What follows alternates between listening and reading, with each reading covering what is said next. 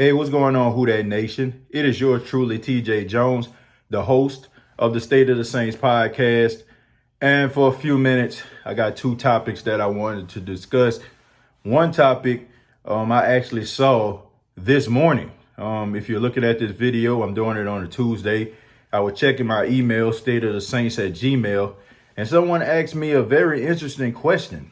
They asked me, if the Saints don't make it to the Super Bowl, is this season considered a failure?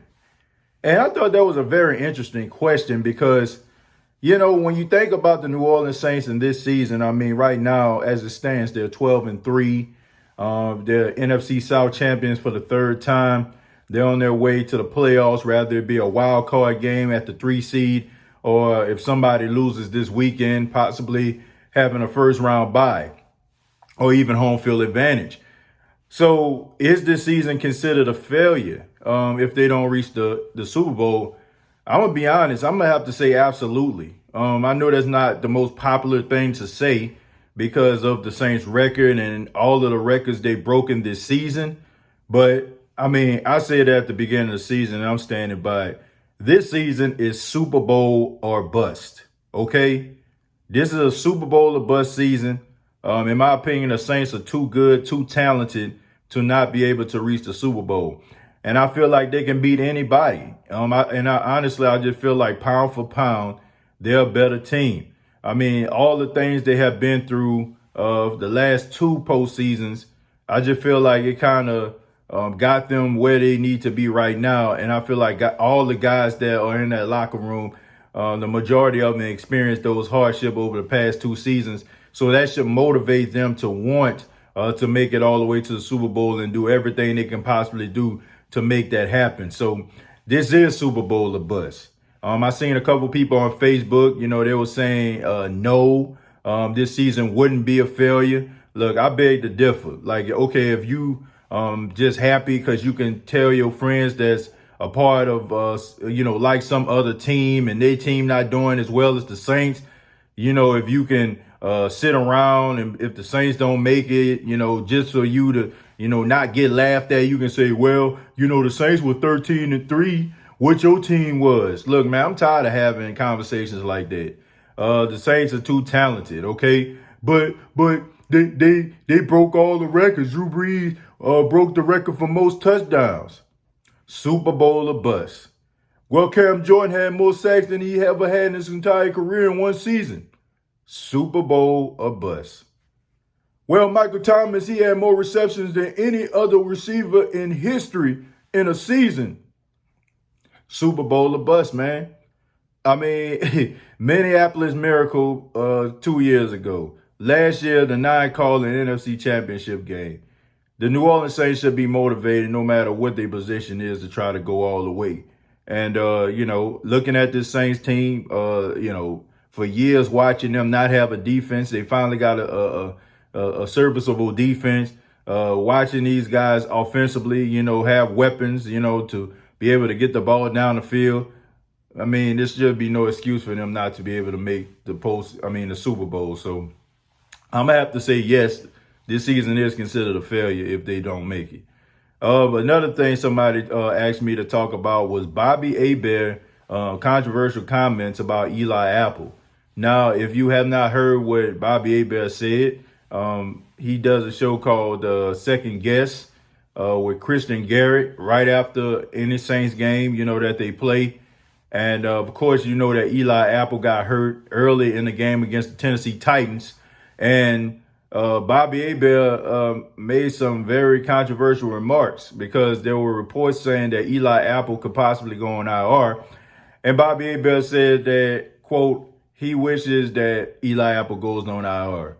I basically he was saying that because he thinks that Janoris Jenkins is better than Eli Apple. A lot of people were upset at Bobby Hebert for saying that, but he was mostly talking about the lack of production of Eli Apple.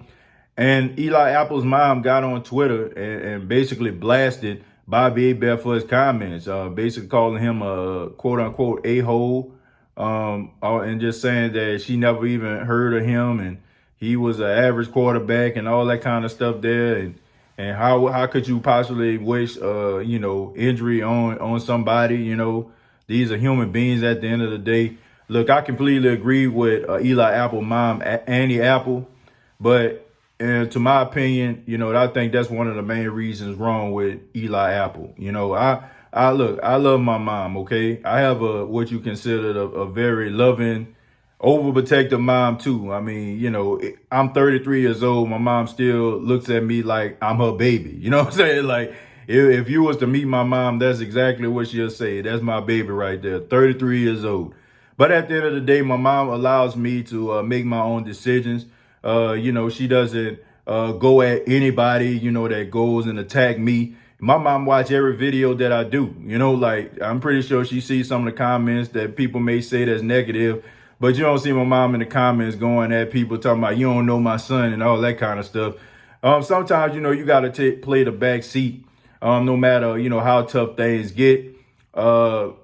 Annie Apple, and sometimes I just feel like she tries to make a name for herself off her son's success. No, that may not be the most popular thing to say, but the way that she tweets constantly, the way that she like constantly, puts pictures up of her son and other football players and all that kind of stuff, I just feel like, she just excited. I mean, honestly, in my opinion, she like the female version of LeVar Ball. Talks up her son. Goes at people on social media, that talks about her son.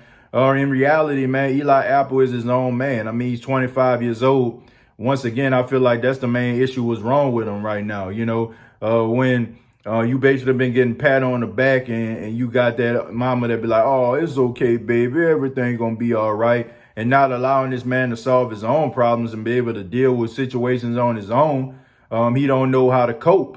And I feel like that's the reason why, bad plays can easily get into his psyche and cause him to, play bad positioning, make bad tackles, struggling coverage. I feel like if he was able to drown out all of the white noise, then he'll be able to be successful. But I feel like when you have a mom that's overprotective and willing to square off with any, ghost account that can possibly can come and talk about Eli Apple, I think that's a bad look. I look at somebody like Chauncey Gardner-Johnson. For the last 2 weeks, he been balling out of control, right? He been balling, man.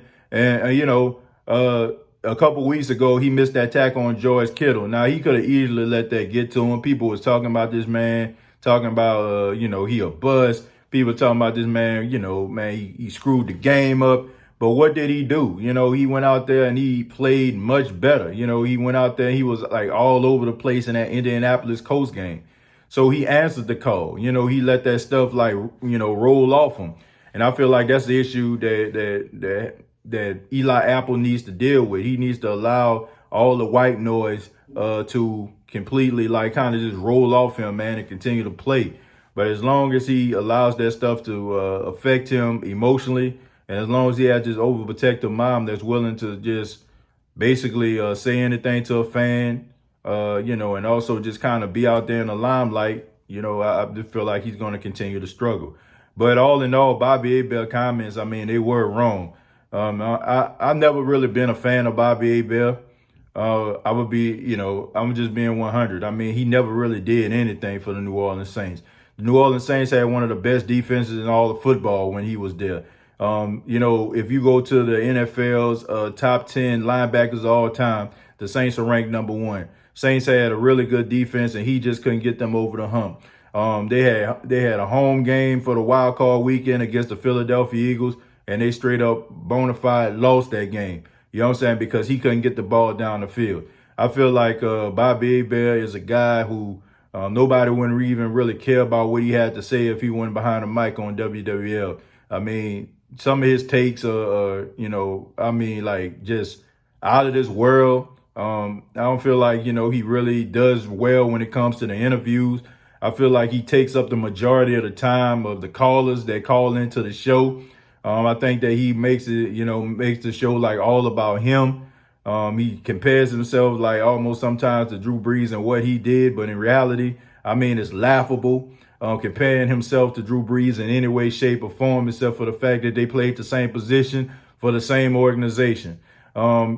I feel like, he was just wrong for what he said.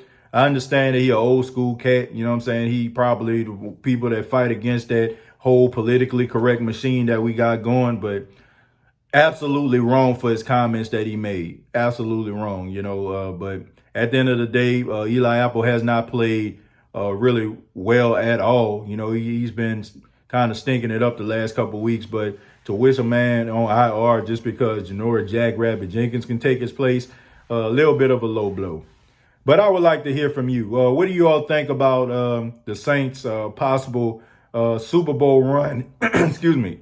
Their Super Bowl run, if they don't make it, it's a failure. And the comments about Bobby Hebert towards Eli Apple. Comment down below, like and share this video. This has been the State of the Saints podcast. Just a little, normally I'm kind of fired up and stuff like that, but my throat kind of itchy and stuff like that, man, dealing with these sinuses and stuff. So I apologize, man, that I'm not my lively self as I normally am. But thank you very much for checking out this video. Please subscribe to the YouTube channel, youtube.com, search State of the Saints Podcast, facebook.com, search State of the Saints Podcast. And thank you all for your love and your support. And may you all have a Merry Christmas. Till next time, all I got to say is, who dat?